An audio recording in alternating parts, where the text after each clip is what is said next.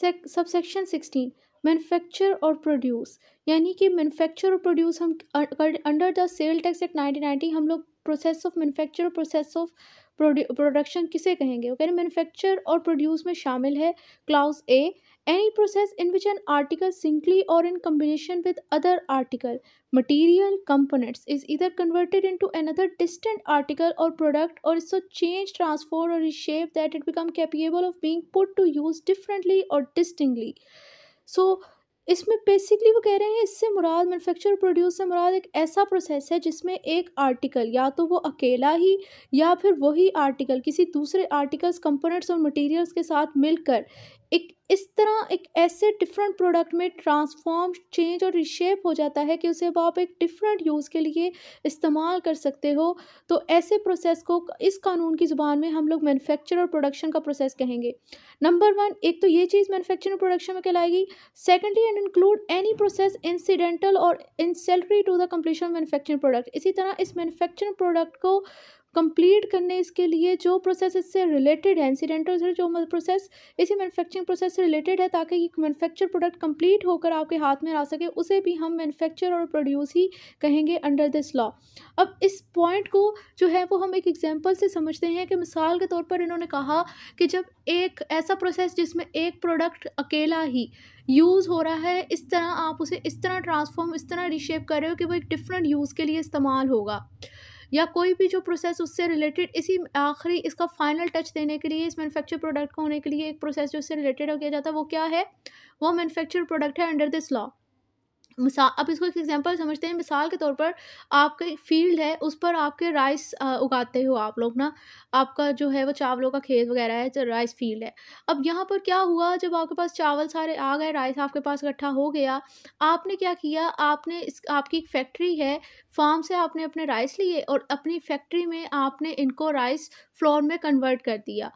और आगे अब आप इसको बेचोगे। अब यहाँ पर राइस जो है वो जस्ट राइस ही है, उसके साथ किसी और चीज़ को अभी हमने इस मैन्युफैक्चरिंग प्रोसेस में ऐड नहीं किया, जस्ट राइस को ही यूज़ किया और पहले वो जस्ट पकाने के लिए इस्तेमाल होना था। अब क्या होगा, अब चूँकि वो राइस फ्लोर में कन्वर्ट हो गया है तो अब वो हो सकता है आगे ब्यूटी प्रोडक्ट्स में इस्तेमाल हो जाए और उसके अलावा कोटिंग के लिए, जैसे बैटर वाली डिशेस होती हैं उसमें कोटिंग के लिए राइस फ्लोर इस्तेमाल होता है, वहाँ पर यूज़ हो जाए। मतलब पहले जहाँ उसने पकाने के लिए खाने के लिए इस्तेमाल होना था, अब वो ब्यूटी प्रोडक्ट्स में और कोटिंग में डिफरेंट उसका यूज़ हो गया। तो I hope you got my point. इसी तरह एक दूसरी एग्जांपल समझते हैं। मिसाल के तौर पर आपने जो है वो मिल से कपड़ा ले लिया इकट्ठा, एक फैक्ट्री थी वहाँ पर कपड़ा था का बनता, उन्होंने वहाँ से एक फैक्ट्री ने दूसरी फैक्ट्री से कपड़ा उठा लिया और आगे उसी कपड़े से कपड़ा जो उन्होंने लिया है रो क्लॉथ, उससे वो आगे सूट स्टिच कर करके बना रहे हैं। अब यहाँ पर भी जस्ट वो एक ही प्रोडक्ट है, एक ही आइटम है, क्लॉथ है, उसके साथ किसी और चीज़ को अटैच नहीं किया गया, तो फिर उसको एक डिफरेंट शेप में, मतलब पहले वो उसका क्या यूज़ था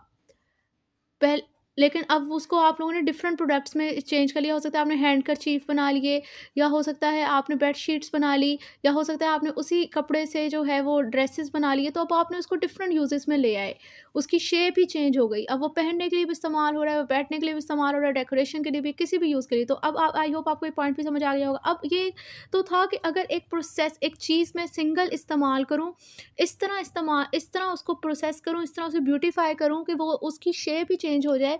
और वो एक डिफरेंट चीज़ पर्पस के लिए इस्तेमाल हो, वो मैन्युफैक्चरिंग प्रोड्यूस कहलाता है। दूसरा पॉइंट उन्होंने यहाँ पर लिखा हुआ था कि अगर मैं उसी आइटम को किसी दूसरी आइटम के साथ अटैच करूँ, मिक्स नहीं है, उसके साथ उसे कंबाइन कर दूँ और इस तरह का एक प्रोडक्ट हाथ में मेरे आए कि वो जो डिफरेंट पर्पस के लिए इस्तेमाल हो, मतलब पहले वो किसी और चीज़ के लिए इस्तेमाल हो था, वो किसी और चीज़ के लिए इस्तेमाल हो, उसका जो है वो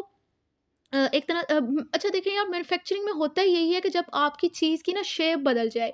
तो वो मैन्युफैक्चरिंग कहलाती है, और जब आपकी चीज़ की शेप ना बदले तो वो ट्रेडिंग कहलाती है। मैन्युफैक्चरिंग और ट्रेडिंग में फ़र्क ही यही होता है। तो मैन्युफैक्चरिंग की जब भी आपके साथ बात की जाए तो आपके माइंड में ज़रूर ये आना चाहिए कि बेशक एक आइटम है आपके पास या एक से ज़्यादा आइटम है, उनको कंबाइन करके एक ही आइटम का इस्तेमाल करके इस तरह आप उसको कम्बिनेशन उनका हो रहा है कि उसकी शेप ही बदल रही है और वो किसी डिफरेंट पर्पज़ के लिए इस्तेमाल हो, तो वो प्रोसेस मैन्युफैक्चर और प्रोडक्शन का प्रोसेस कहलाएगा। अब मैंने आपको आपको पहली एग्जांपल तो दे दी कि जब वो एक आइटम अकेला ही है, उसको इस तरह डिज़ाइनिफ़ाई किया जा रहा है कि वो एक अलग ही पर्पज़ के लिए इस्तेमाल हो रहा है। अब आ जाते हैं दूसरी एग्जांपल, दूसरे पॉइंट पे, जब कह रहे थे कि उस आर्टिकल को हम किसी दूसरे आर्टिकल और कंपोनेंट्स के साथ कंबाइन करें, इस तरह कंबाइन करें कि वो एक डिफरेंट पर्पज़ के लिए इस्तेमाल हो, उसकी शेप ही, उसकी लुक ही चेंज हो जाए। इसकी एग्जांपल ये है कि मिसाल के तौर पर आपकी फ़ील्ड है टोमेटोज़ की या ऑरेंजेस की।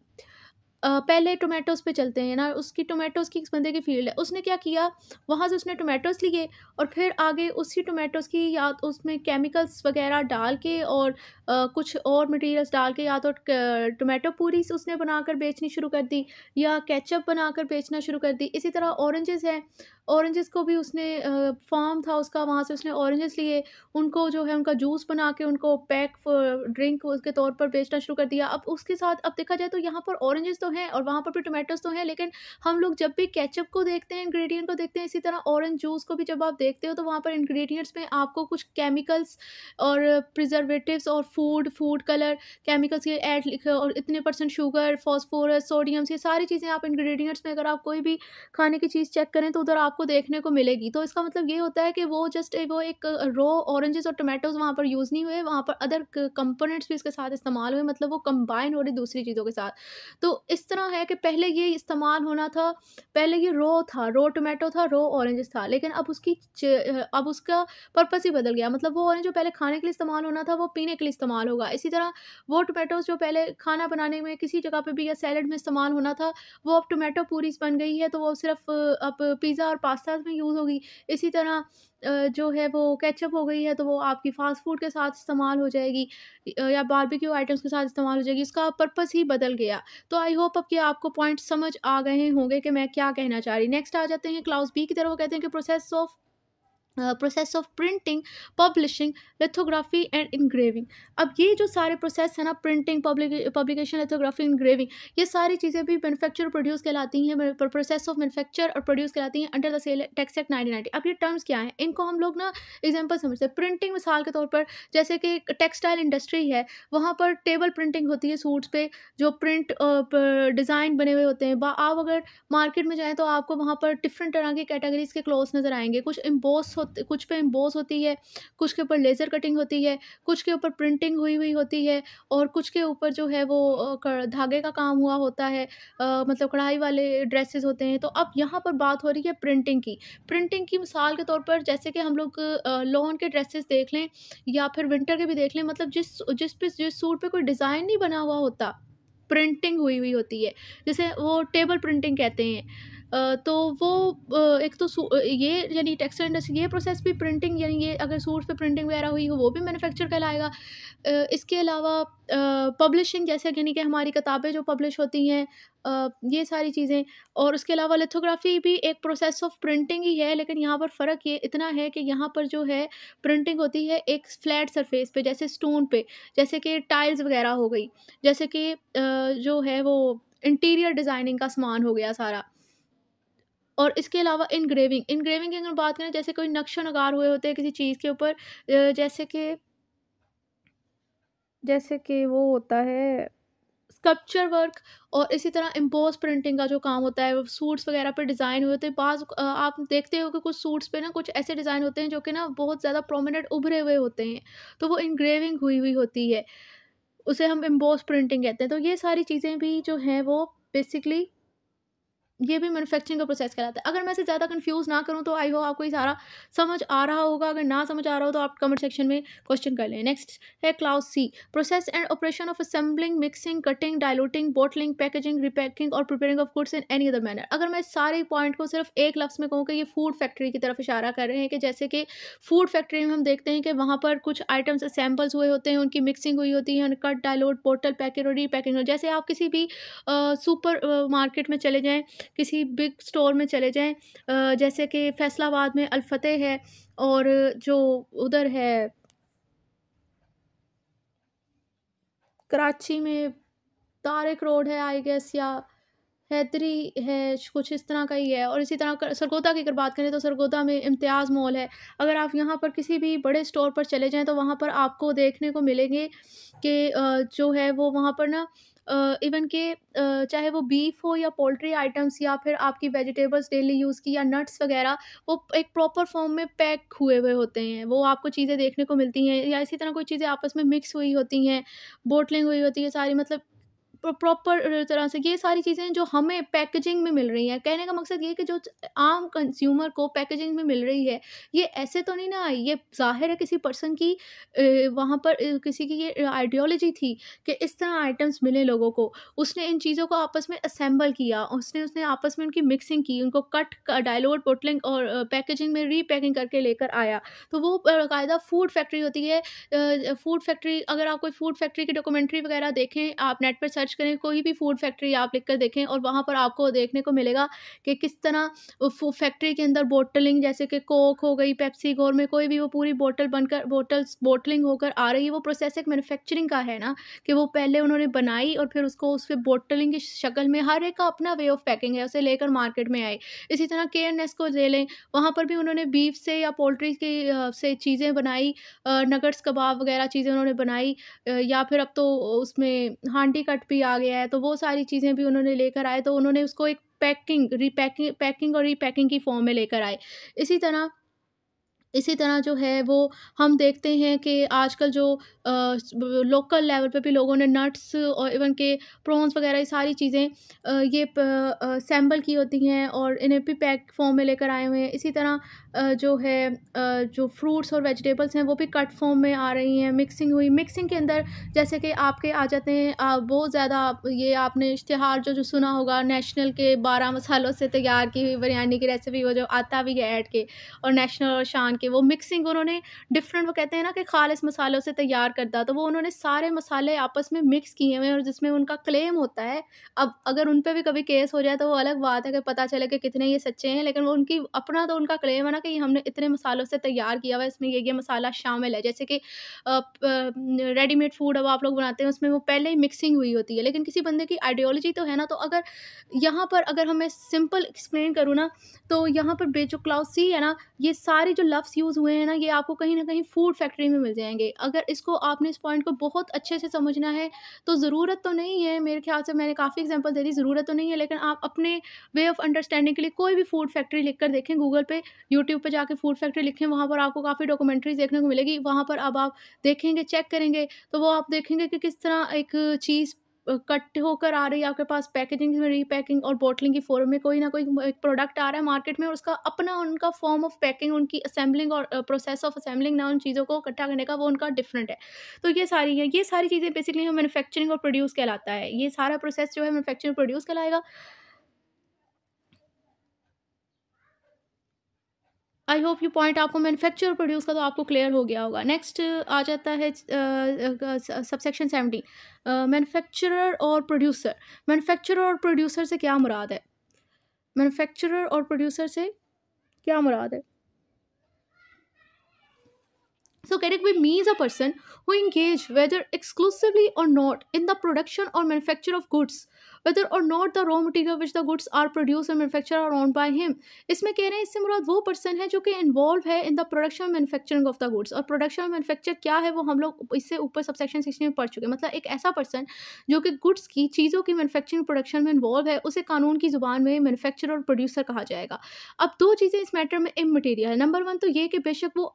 अकेला ही इन्वॉल्व है एक्सक्लूसिवली और नॉट, या फिर उसकी पूरी टीम है उसके साथ वो इन्वॉल्व है, ये मैटर नहीं करता। इसी तरह जो रॉ मटेरियल वो यूज़ कर रहा है इन मैन्युफैक्चर और गुड्स आइटम को बनाने के लिए, वो उसके अपने हैं या नहीं, ये भी मैटर नहीं करता। बस वो पर्सन जो कि इन्वॉल्व है इनकी प्रोडक्शन और मैन्युफैक्चरिंग में, वो मैन्युफैक्चर प्रोड्यूसर कहलाएगा। अब मिसाल के तौर पर अब फूड फैक्ट्री को ही ले लें। अब अगर किसी पर्सन की फूड फैक्ट्री को हम लें, और आप फ़र्ज़ कर लें कि किसी पर्सन की फैक्ट्री है, उसने चॉकलेट्स बनाकर मार्केट में भेजनी है, जैसे कि किट कैट है।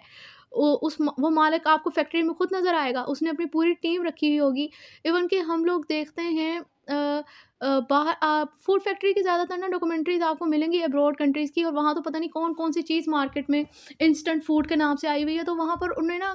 टीम को इस तरह होता है कि कभी उन्होंने कोई चीज़ उन्होंने फ्रीज़ करनी होती है हाई टेम्परेचर पे, उन्होंने कोल्ड करना होता है, किसी चीज़ को उन्होंने हाई टेम्परेचर पे हीट देनी होती है। तो वहाँ पर कोई भी पर्सन जो मालिक है उसका तो आइडियोलॉजी है, वो खुद तो लोगों के साथ खड़ा होकर काम नहीं करेगा। तो अगर तो वो पर्सन बेशक खुद नहीं काम कर रहा, लेकिन उसकी एक टीम है, उनसे वो बनवा रहा है चीज़ें, तो वो वही मैन्युफैक्चरर प्रोड्यूसर ही कहलाएगा। और इसी तरह अगर एक पर्सन खुद डायरेक्टली तौर पर इन्वॉल्व है, क्योंकि बाद जब ये जितने भी बड़े लोग होते हैं ना, उनका शुरू में तो उनके पास टीम नहीं होती, शुरू में तो उनका स्टार्टअप होता है ना, तो उस टाइम तो वो पहले अपनी टीम के साथ काम कर रहे हैं। तो अगर वो खुद भी लगा हुआ है तो तब भी वो मैन्युफैक्चरर है। अब आ गई बात दूसरी कि भई वो जो रॉ मटेरियल वो इस्तेमाल कर रहा है वो उसका अपना है या नहीं, ये भी मैटर नहीं करता। बस वो जो प्रोसेस करके वो जो चीज़ बना रहा है ना, वो बंदा जो किसी गुड्स की प्रोडक्शन में इन्वॉल्व है, उसे हम मैन्युफैक्चरर कहेंगे। अब वो अपना मटेरियल इस्तेमाल नहीं कर रहा। इस पॉइंट को हम इस तरह समझ सकते हैं कि मिसाल के तौर पर एक बंदे ने कपड़ा ले लिया एक फैक्ट्री से, वहाँ से फिर उसने उस पे अपनी टीम लगाई और उस पे जो प्रोडक्ट्स बना के मार्केट में निकाल दिए। उन दोनों का एग्रीमेंट यही हुआ था कि जो फ़ायदा होगा वो हम लोग हाफ़-हाफ़ डिवाइड कर लेंगे। अब यहाँ पर वो जस्ट यहाँ पर सेलर है जिसने कपड़ा प्रोवाइड किया, और ये मैन्युफैक्चरर है क्योंकि ये चीज़ बना रहा है, और बाकी आपस में इनका स्टेटस आपस में पार्टनर का भी है। चीज़ें ये बना रहे हैं, रॉ मटेरियल उनका इस्तेमाल कर रहे हैं, लेकिन जिनका रॉ मटेरियल इस्तेमाल कर रहे हैं वो मैन्युफैक्चरर नहीं है। लेकिन इनका अपना ये रॉ मटेरियल था, अभी इन्होंने इसकी पेमेंट नहीं की हुई थी, लेकिन ये प्रोडक्शन में इन्वॉल्व थे, इसलिए मैन्युफैक्चरर कहलाएँगे। सो आई थिंक मैंने इसको कॉम्प्लेक्स नहीं किया होगा और आपको समझ आ गई होगी। नेक्स्ट एंड शैल इंक्लूड, अब वही कह रहे हैं कि मैन्युफैक्चरर प्रोड्यूसर में एक तो जनरली उन्होंने बता दिया ना कि वो पर्सन जो कि इन्वॉल्वड है in the production and manufacturing of the goods. आया वो जो प्रोडक्शन मैन्युफैक्चरिंग कर रहा है, वो चीज़ जिससे वो कर रहा है रॉ मटेरियल से, उसका अपना है या नहीं, ये मटेरियल नहीं है। इसी तरह वो खुद डायरेक्टली तौर पर वो चीज़ मैन्युफैक्चरर प्रोड्यूस कर रहा है या नहीं, ये भी मटेरियल नहीं है। इसके साथ उन्होंने कहा कि मैन्युफैक्चरर प्रोड्यूसर में कौन-कौन से पर्सन शामिल होंगे। तो इसमें सबसे पहली चीज़ आ जाती है क्लाउज़ ए में कि a person who by any process और operation assemble, mixes, cut, dilute, bottle, packaging, repackaging, prepares goods by any other manner. मतलब एक ऐसा पर्सन जो कि इन मूड्स के थ्रू, यानी डाइल्यूटिंग, बॉटल, पैकेजिंग, रीपैकेजिंग के या किसी भी प्रोसेस के थ्रू कोई चीज़ बना रहा है, यानी एक फूड फैक्ट्री का ओनर ही आप लगा लो। एन असाइनिंग और ट्रस्टी इन बैंकरप्सी, इसी तरह कोई जो कंपनी है या कोई फैक्ट्री है, कोई भी चीज़ है जो कोई बैंकरप्ट हो गई है, तो जो उसका जो ट्रस्टी और असाइनी है वो भी मैन्युफैक्चरर कहलाएगा। और लिक्विडेटर, एग्जीक्यूटर और क्यूरेटर का मतलब मुहाफ़िज़ होता है, ये लोग भी जो है वो मैन्युफैक्चरर प्रोड्यूसर ही कहलाएँगे। और इसी तरह कोई एनी मैन्युफैक्चरर और producer and any person who dispose of his asset in a fiduciary capacity, इसी तरह कोई मैन्युफैक्चरर प्रोड्यूसर कोई भी ऐसा पर्सन जो कि अपने एसेट यानी अपनी प्रॉपर्टीज़ वगैरह को किसी फिड्यूशियरी कैपेसिटी यानी अमानत की तौर पर डिस्पोज ऑफ कर रहा है, तो वो पर्सन भी मैन्युफैक्चरर कहलाएगा। Any person in any fiduciary capacity, ठीक है। एनी पर्सन, फर्म और company which own, hold, claim और uses any patent, proprietary or other right of good being manufactured, whether in his or its name or on his behalf as the case may be, whether or not such person, firm, company shall distribute। अच्छा, यहाँ पर ये basically बता रहे हैं कि इसके अलावा वो कंपनी, वो फर्म, वो पर्सन जो कि किसी पेटेंट को, जो कि एक इंटेलेक्चुअल प्रॉपर्टी होती है, इसी तरह जो है कोई प्रोप्राइटरी यानी किसी कोई प्रॉपर्टी वगैरह, उसके वो मालिक हैं, उसको वो होल्ड डाउन कर रहे हैं और उस पर वो इस्तेमाल करने का हक रखते हैं, और इनका ये राइट है कि इनके नाम पे जो है ये चीज़ें बनाई जाएँ या इनके बिहाफ पे ये चीज़ें बनाई जाएँ। और बेशक यही पर्सन जो है वो डायरेक्टली तौर पर इस गुड्स को सेल नहीं कर रहे, ये मैटर नहीं करता, लेकिन जब इनका राइट है कि ये चीज़ें इनके नाम से, इनकी कंपनी के नाम पर बने, इनके नाम पर बने, और इसको ये मालिक हैं इस चीज़ के, तो वो फिर मालिक ही मैन्युफैक्चरर प्रोड्यूसर ही कहलाएँगे।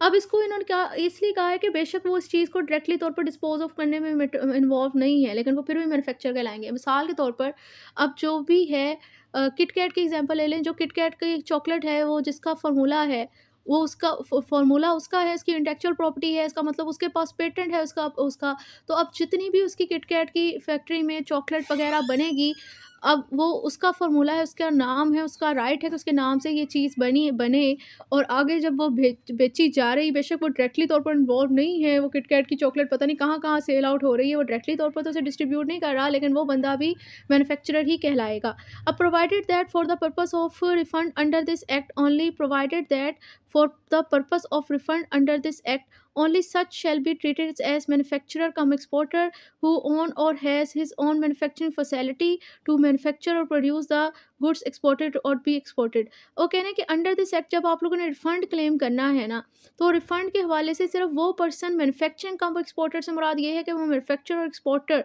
दोनों। अब ये मैन्युफैक्चर कम एक्सपोर्टर जैसे कि हम लोग जुडिशल का मजिस्ट्रेट इम्तिहान है उसमें कहते हैं कि जो पर्सन सीजे का मजिस्ट्रेट जो इम्तिहान है उसमें कहते हैं कि भाई एक पर्सन जो है जो ये एग्ज़ाम क्लियर कर लेगा उसे किसी क्रिमिनल केसेस का ट्रायल के लिए भी कोर्ट की अथॉरिटीज़ बिठा सकती हैं क्योंकि वो सिविल जज का मजिस्ट्रेट है। और जैसे सोफ़ा कम बेड होता है, जैसे दोनों पर्पसेस के लिए, जैसे सोफ़ा और बेड दोनों पर्पस के इस्तेमाल कर सकते हैं, इसी तरह वो पर्सन जिसने वो एग्ज़ाम क्लियर कर लिया उसे जज एज मजिस्ट्रेट दोनों पर्पस के लिए इस्तेमाल कर सकते हैं। तो यहाँ पर भी जो मैन्युफैक्चर कम एक्सपोर्टर से मुराद है कि वो कह रहे हैं कि इस एक्ट के तहत जब आपने रिफंड कमेंट कर लेना है तो वो कौन पर्सन जो कि दोनों स्टेटस मैन्युफैक्चर एक्सपोर्टर का कौन सा पर्सन इंटाइटल होगा कि उसे मैन्युफैक्चर और एक्सपोर्टर दोनों तौर पर डील किया जाए, जो कि जिसकी अपनी फैसिलिटी है कि भाई जो गुड्स एक्सपोर्ट हो रही है ना उसके पास इतने वसाइल हैं, ज़राए हैं, उसकी अपनी मैन्युफैक्चरिंग फैसिलिटी है कि वो इनको तैयार कर सकता है। जो चीज़ें बाहर भेजी जा रही हैं, एक्सपोर्ट हो रही हैं, तो वही पर्सन जो है वो मैन्युफैक्चरर और एक्सपोर्टर कहलाएगा।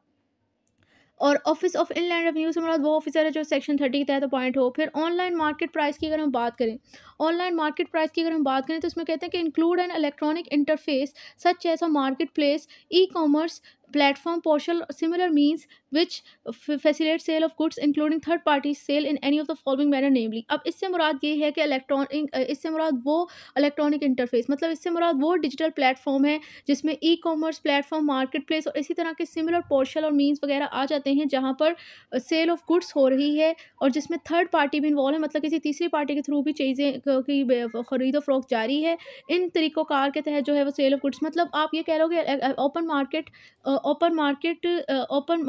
मार्केट ऑनलाइन मार्केट प्लेस से मुराद एक ऐसा डिजिटल प्लेटफॉर्म जैसे ई कॉमर्स प्लेटफॉर्म में वो ऐसे डिजिटल प्लेटफॉर्म शामिल हैं, जैसे ऐसे ई कॉमर्स प्लेटफॉर्म शामिल हैं जहाँ पर जो है वो गुड्स ऑफ सेल हो रही है, आया दो पार्टी के दरमियान ही हो रही है या फिर किसी थर्ड पार्टी को इन्वॉल्व कर हो रही है।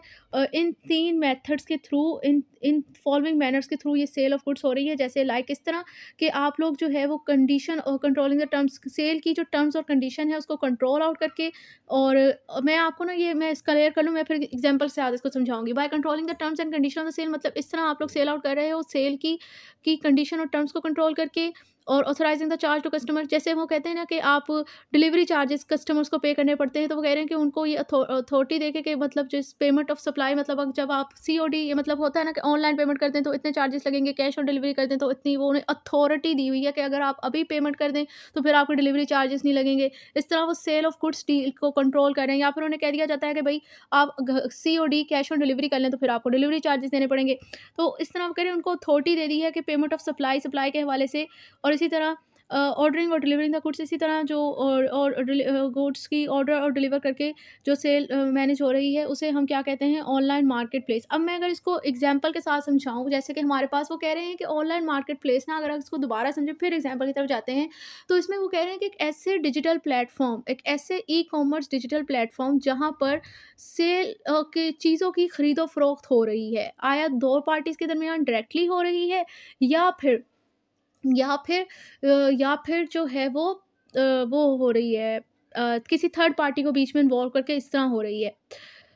मेन मैटर ये है कि वहाँ पर डिजिटल प्लेटफॉर्म पर चीज़ों की खरीदो फरोख्त जारी है, और वो किस तरह खरीदो फरोख्त हो रही है, इस तरह हो रही है कि भाई आपने पार्टीज़ को ऑप्शन दे दिया है कि पेमेंट ऑफ सप्लाई की उन्होंने अथॉरिटी दे दी है कि आप बेशक कैश ऑन डिलीवरी के ऊपर करना चाहते हैं तो फिर आपको पेमेंट वगैरह देनी पड़ेगी, और अगर अब आप इधर ही पेमेंट कर देंगे तो फिर उन्हें कह दिया जाता है कि आपको पैसे देने की ज़रूरत नहीं। अब बहुत कम प्लेटफॉर्म पे ऐसा होता है, वरना चार्जेस होते हैं, डिलीवरी चार्जेस होते हैं। या फिर आपने terms and condition of the sale, हम जिस तरह आ जाता है ना कि ये चीज़ इतने टाइम पीरियड के लिए अवेलेबल है, उसके बाद ये चीज़ आउट ऑफ स्टॉक हो जाएगी। मेजॉरिटी टाइम हम ऑनलाइन शॉपिंग कर रहे होते हैं तो वहाँ पर किसी चीज़ के ऊपर लिखा होता है आउट ऑफ स्टॉक, कुछ टाइम पीरियड के बाद आ जाएगी। टर्म्स एंड कंडीशन मतलब इससे साइज़ के अंदर ये चीज़ आपके पास है, इससे सिटी के अंदर हम ये चीज़ डिलीवर कर रहे हैं, ये बहुत सारी ऐप्स में होता है। इसी तरह आप उन्हें राइट दे रहे हो कि आप ये ऑर्डर करो तो ये चीज़ आपको डिलीवर कर दी जाएगी, होम डिलीवरी अवेलेबल है। इस तरह के ऑप्शन देके जब हम लोग सेल को मैनेज कर रहे हैं किसी डिजिटल ई कॉमर्स प्लेटफॉर्म पे, तो उसे हम ऑनलाइन ऑनलाइन मार्केट प्लेस कहते हैं। अब हम जाते हैं इसकी एग्जांपल की तरफ। हम लोगों ने लो आजकल का जो है ना वो डिजिटल टाइम पीरियड है, और आजकल जो है वो ऑनलाइन शॉपिंग जो है वो अरूज पर है। ऑनलाइन शॉपिंग का रिवाज है आजकल काफ़ी, तो इसके लिए बहुत सारी ऐप्स बन चुकी हैं, जैसे कि मरकज़ ऐप हो गई, ज़रिया ऐप हो गई, ई शॉप अलीबाबा हो गया, शॉपिफाई स्टोर हो गया, टीमो हो गया, और जो है एफिलिएट अमेज़न एफिलिएट मार्केटिंग होगी, बहुत अमेज़न आ गया। तो बहुत सारी चीज़ें हैं जहाँ पर हम लोग ऑनलाइन शॉपिंग कर रहे हैं। और इसके अलावा और भी, और इसके अलावा हर एक शॉप ने आजकल अपनी वेबसाइट बना ली है। जैसे लिंक शॉप है, वहाँ से आप लोग बुक्स मंगवा सकते हैं, किताब मेला है, और और उसके अलावा एक और भी है जो कि मेरे माइंड से निकल गई। तो इस तरह के, यानी आप वहाँ पर आपको, अगर आप कोई भी चीज़ मार्केट से ऑनलाइन परचेज़ करते हैं, मिसाल के तौर पर मैं आपको बुक्स पे एग्जांपल दूँ कि जैसे कि लिंक शॉप प्लेटफ़ॉर्म है, वहाँ से आप आसानी से बुक्स मंगवा सकते हो। वहाँ पर अब यहाँ पर इस तरह होता है कि वहाँ पर कोई थर्ड पार्टी इन्वॉल्व नहीं है। वहाँ पर जो ओनर्स हैं, आजकल ओनर्स ने अपनी वेबसाइट बनाई हुई है अपनी सेल को ना प्रमोट करने के लिए। तो वो भी एक मैडम है, मैडम ज़ैनब ही नाम है उनका, मेरे ख़्याल से मैडम आयशा ज़ैनब है। तो वो फिर उनका जो प्लेटफ़ॉर्म है लिंक शॉप, वहाँ से वो बुक्स डिलीवर कर रही हैं लोगों को। तो उनका प्लेटफ़ॉर्म इस तरह है कि उन्होंने terms and condition of the sale, मतलब उन्होंने ये किताब कितने स्टॉक में आपके पास मौजूद है, यहाँ पर उन्होंने अपने प्लेटफ़ॉर्म पे वेबसाइट पे चीज़ बताई हुई है, और कौन-सी किताब आउट ऑफ़ स्टॉक हो जाती है, वो भी वहाँ पर आपको शो होता रहता है। इसी तरह हमें कैश ऑन पेमेंट की डिलीवरी भी मिली हुई है कि अगर हम ये सीओडी पे करेंगे तो हमें इस तरह मिल जाएगा, और इसी तरह हमें डिस्काउंट भी मिल रहा होता है। और आपको ये ऑप्शन दिया होता है कि आप किसी भी जगह पे पूरे पाकिस्तान से वहाँ पर बैठ के बुक्स मंगवा सकते हैं, क्योंकि वहाँ पर बुक्स डिलीवर आपको होती हैं। इसके अलावा एक और प्लेटफ़ॉर्म भी है बुक्स के लिए, जो कि मेरे माइंड से स्किप हो गया है। अ, उस वहाँ से यहाँ पे भी ऑप्शन है। इसी तरह अगर आप लोगों ने कोई क्लॉथ वगैरह मार्केट से परचेज़ करने हैं, तो वो भी आप लोग इस तरह ही परचेज़ कर सकते हो। अब आ जाते हैं थर्ड पार्टी। ये तो मैंने आपको इस तरह एक्सप्लेन किया ना कि जब कोई तीसरी पार्टी इन्वॉल्व नहीं है, जस्ट कस्टमर और रिटेलर ही है, जैसे लिंक शॉप की एग्ज़ाम्पल दी। अब आ जाते हैं थर्ड पार्टी के, जब थर्ड पार्टी इन्वॉल्व है। इसकी बेहतरीन एग्ज़ाम्पल है शॉपिफ़ाई स्टोर और मरकज़ ऐप। मरकज़ ऐप के साथ इसको समझते हैं, जैसे मरकज़ ऐप है वो एक होलसेलर ऐप है। यहाँ पर ये होता है कि जो थर्ड पार्टी होती है ना, वो आपको कोई चीज़ें बेच रही है और बीच में वो अपनी कमीशन वग़ैरह ले लेती है। इस तरह उन्होंने इस तरह वो सेल्स को रेगुलेट कर रहे हैं मरकज़ ऐप वाले, कि उन्होंने थर्ड पार्टी को इन्वॉल्व किया हुआ है, जिसमें टर्म्स एंड कंडीशन, यहाँ पर अगर आप मरकज़ ऐप में देखें तो वहाँ पर भी terms and condition of sale बताई हुई हैं कि मतलब ये चीज़ हमारे पास इतने स्टॉक में है। जैसे हम देखते हैं ना किसी चीज़ को, ये इतने कलर्स में है, इतने स्टॉक में है, इतने साइज़ में है, और इस सिटी में अवेलेबल है, इस सिटी में नहीं मिलेगी, वो टर्म्स एंड कंडीशन होती हैं। इसी तरह वहाँ पर अथॉरिटी दी हुई है कि आप डायरेक्ट उन्हीं के कस्टमर के ही एड्रेस के ऊपर उसको डिलीवर करवा सकते हो, और उनको के सीओडी उनको देनी है और इसी तरह ऑप्शन होता है कि डिलीवर कर दी जाएँगे गुड्स में। इसलिए ये सारी एग्ज़ाम्पल्स हैं, और इस तरह उस सेल्स रेगुलेट हो रही है। ये सारे हमारे पास डिजिटल प्लेटफ़ॉर्म हैं। इसके अलावा बहुत सारे प्लेटफ़ॉर्म हैं, जैसे कि आजकल तो हर चीज़ डिजिटल हुई हुई है। आपने मेडिसिन मंगवानी हो, मरहम ऐप है, दवाई.pk है, वहाँ से मंगवा लें। आपने क्रॉकरी खरीदनी हो, नाहीट.pk है। आपने ग्रोसरी खरीदनी हो, वो भी नाहीट.pk से आप ले सकते हैं। कोई भी चीज़ जो आजकल आपको चाहिए वो आप लोग डिजिटल प्लेटफ़ॉर्म से, आपने बुक्स खरीदनी है या अगर लॉ की खरीदनी है तो उसके लिए भी बहुत सारे प्लेटफ़ॉर्म है, जैसे मुनीब लॉ बुक हाउस है। इसी तरह अगर आपने कोई दूसरी बुक खरीदनी है, कोई नॉवेल्स वगैरह खरीदने हैं, उसके लिए लिंक शॉप है, किताब मेला है,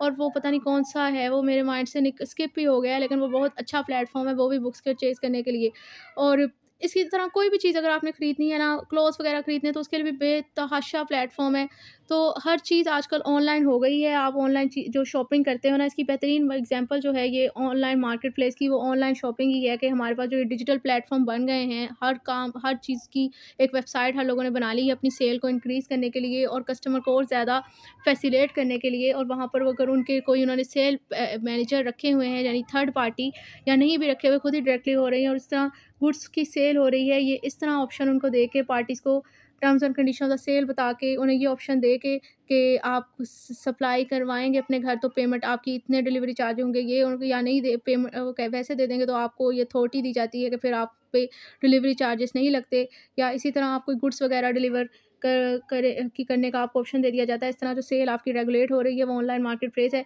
आई होप ये पॉइंट समझ आ गया। Next section, sub section 19, open market price. Open market price means the consideration in money which that supply or a similar supply would generally fetch in an open market। ठीक है, open market price की अगर हम बात करें तो कह रहे हैं means the consideration in money which that supply or a similar supply will generally fetch in an open market. अब ये क्या बता रहा है, ये बेसिकली यही बता रहा है कि आप जो भी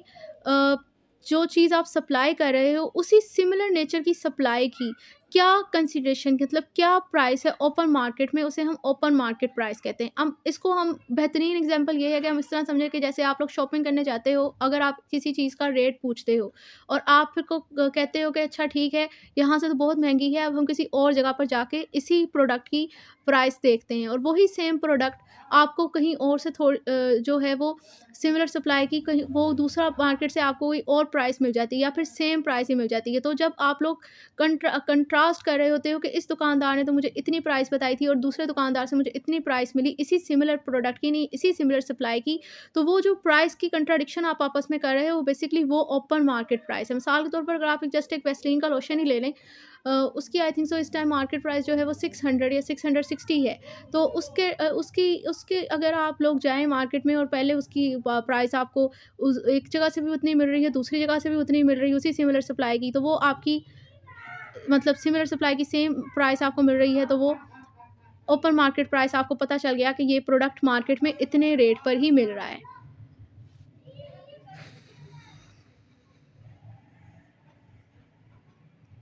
in short open market price से मुराद ये है कि जब एक ही प्रोडक्ट है और सेम प्रोडक्ट जो आप भी प्रोवाइड कर रहे हो और कोई दूसरी कंपनी भी वही प्रोडक्ट प्रोवाइड कर रही है, तो उस सिमिलर नेचर के प्रोडक्ट की जो आपस में मार्केट में प्राइस होगी वो भी सिमिलर ही होगी क्योंकि सेम प्रोडक्ट है ना, कोई फ़र्क तो नहीं है, तो उसे हम ओपन मार्केट प्राइस कहेंगे।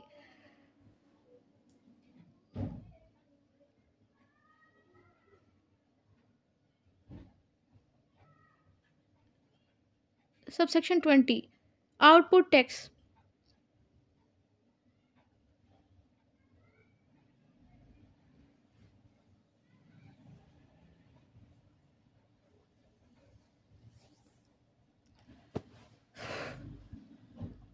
Output tax in relation to a registered person. Registered person कौन है, मतलब वो पर्सन जो कि सेल टैक्स के तहत रजिस्टर्ड है, सेल टैक्स के तहत रजिस्टर्ड है, मतलब उसके हवाले से वो कह रहे हैं कि वो टैक्स जो कि left under the sector of supply goods made, मतलब वो टैक्स जो कि गुड्स की सप्लाई करने के टाइम जो पर्सन गुड्स को सप्लाई कर रहा है, मतलब जो पर्सन सेलर है, जो सेलर है जब वो गुड्स को सेल कर रहा है सप्लाई, उस टाइम जो उस पर टैक्स लगता है अकॉर्डिंग टू दिस लॉ वो टैक्स आउटपुट टैक्स है। इसी तरह वो टैक्स जो कि परचेसर ऑफ द गुड्स पे लगता है उसे हम इनपुट टैक्स कहते हैं। इसके ऑपोजिट कंट्रास्ट में clause B tax level under the federal excise act 2005 in sale tax mood as a duty of excise on the manufacture or production of the goods or the providing service by the person. वही कह रहे हैं कि जो relevant law है ना federal excise act 2005, इसके तहत जो सेल टैक्स ऐसा ड्यूटी लग रहा है किस पर, उन पर जो कि कोई प्रोडक्ट, मतलब इस कानून के तहत जो person manufacture or production of the producer of the goods हैं और जो पर्सन सर्विस प्रोवाइडर हैं उनके ऊपर इस कानून के तहत जो टैक्स लग रहा है as a duty sale tax, वो टैक्स भी आउटपुट टैक्स कहलाता है। इसी तरह वो टैक्स जो इस्लामाबाद कैपिटल टेरिटरी ऑर्डिनेंस 2001 के तहत उस पर्सन पर लग रहा है जो कि कोई सर्विसेज वगैरह प्रोवाइड कर रहा है किसी पर्सन को, सर्विस प्रोवाइडर पे जो इस कानून के तहत टैक्स लग रहा है वो भी आउटपुट टैक्स कहलाता है। नेक्स्ट हो जाता है पर्सन। पर्सन के अंदर आ जाता है इंडिविजुअल, इसके अलावा कंपनी, एसोसिएशन, पर्सन जो कि रजिस्टर जो कि पाकिस्तान में या पाकिस्तान से कहीं बाहर रजिस्टर्ड हैं, ऑर्गेनाइज एस्टैब्लिश फॉर्म वो, और federal government, provisional government, local authority Pakistan, ये भी पर्सन है। इसके अलावा foreign government political foreign government की political sub division of foreign government की पॉलिटिकल सब डिवीजन, और इसी तरह पब्लिक इंटरनेशनल ऑर्गेनाइजेशन, ये सारी चीज़ें भी पर्सन है। प्रिस्क्राइब्ड से मतलब होता है एज पर लॉ, मतलब जो रूल्स इस एक्ट के तहत बना दिए, प्रिस्क्राइब बाय रूल्स में, इस कानून के तहत जो रूल्स वगैरह बनाए जाएंगे वो प्रिस्क्राइब्ड से मुराद होगी। प्रोविशनल सेल टैक्स, इससे मुराद वो टैक्स है जो कि किसी प्रोविशनल लॉ या फिर इस्लामाबाद कैपिटल टेरिटरी लॉ, जो लॉ इससे इस्लामाबाद कैपिटल टेरिटरी से रिलेटेड है ना, उस means tax levied under provincial law, इससे मुराद वो टैक्स है जो किसी प्रोविशनल लॉ के तहत लगाया जाता है। इसके अलावा law relating to the Islamabad capital territory, या जो कानून इस्लामाबाद कैपिटल टेरिटरी से रिलेटेड है उसके तहत लगाया जाता है, which are declared by the federal government through notification the official gazette to the provisional sale tax for the, मतलब जिसे federal government by notice in the official gazette declare कर देती है provisional sale tax for the purpose of input tax, input tax के तौर के लिए purpose के लिए, जैसे federal government notification provincial sale tax declare करते हैं उसे प्रोविंशियल सेल टैक्स कहते हैं। नेक्स्ट है रजिस्टर ऑफिस, इससे मुराद वो ऑफिस और द अदर प्लेस, इसको मैं प्रतिभर समझाती हूँ, द ऑफिस और the other place of business specified by registered person in the application made by him for the registration under this act और through any subsequent application to the commissioner. इससे मुराद basically वो ये कह रहे हैं कि जब एक पर्सन है ना, उसने ऐसा सेल टैक्स के अंदर रजिस्टर होना है, रजिस्ट्रेशन होने के टाइम जो उसने दरख्वास्त दी, उस दरख्वास्त के अंदर जो उसने ऑफिस प्लेस ऑफ बिजनेस बताया वो इसका रजिस्टर्ड ऑफिस कहलाएगा, नंबर 1। दूसरा ये कि इसके अलावा उसने कोई सब्सिक्वेंट एप्लीकेशन दी, मतलब रजिस्ट्रेशन एप्लीकेशन के बाद उसके अलावा कोई दूसरी सब्सिक्वेंट एप्लीकेशन दी बाद में, सब्सिक्वेंट होता तो बाद में उसने कमिश्नर को एप्लीकेशन दी, उस एप्लीकेशन के अंदर उसने कोई ऑफिस और प्लेस ऑफ बिजनेस का एड्रेस बताया तो वो उसके रजिस्टर ऑफिस का लाएगा। रजिस्ट्रेशन नंबर से मुराद वो नंबर है जो कि अंडर दिस एक्ट इस रजिस्टर्ड पर्सन को प्रोवाइड किया जाएगा। और रजिस्टर्ड पर्सन से मुराद वो पर्सन है जो इससे रजिस्टर्ड पर्सन से मुराद दो तरह के पर्सन है। नंबर वन तो वो पर्सन जो कि रजिस्टर्ड है अंडर सेल टैक्स 1990, और इसके अलावा वो पर्सन सेकंडली वो पर्सन जो कि लाइबल टू बी रजिस्टर्ड है, मतलब वो रजिस्टर्ड नहीं हुआ लेकिन उस पर ऑब्लिगेशन है कि वो रजिस्टर्ड हो। नेक्स्ट है प्रोवाइजो, ये कहती है कि जो पर्सन लाइबल टू रजिस्टर्ड है लेकिन वो रजिस्टर्ड तो नहीं है, तो इसके लिए इसकी वजह से इसके ऊपर ये एक लिमिटेशन लग गई है कि जो भी बेनिफिट अवेलेबल है अंडर दिस एक्ट और जो रूल्स इस कानून के तहत बनाए जाते हैं, जो इस कानून के अंदर जो बेनिफिट इन्वॉल्व है, जो रूल्स के इस कानून के तहत जो रूल्स बनाए जाते हैं उन रूल्स के अंदर जो बेनिफिट इन्वॉल्व है रजिस्टर्ड पर्सन को, वो इस लाइबल टू रजिस्टर्ड पर्सन को नहीं मिलेगा, क्योंकि ये है तो लाइबल टू रजिस्टर्ड लेकिन ये रजिस्टर्ड नहीं है। और उसके बाद सबसेक्शन 26 ओमिटेड है, बाकी के हम लोग नेक्स्ट वीडियो में कवर करेंगे। तो यहाँ तक हमारा सबसेक्शन 16 से सबसेक्शन 26 तक हो गया है अल्हम्दुलिल्लाह।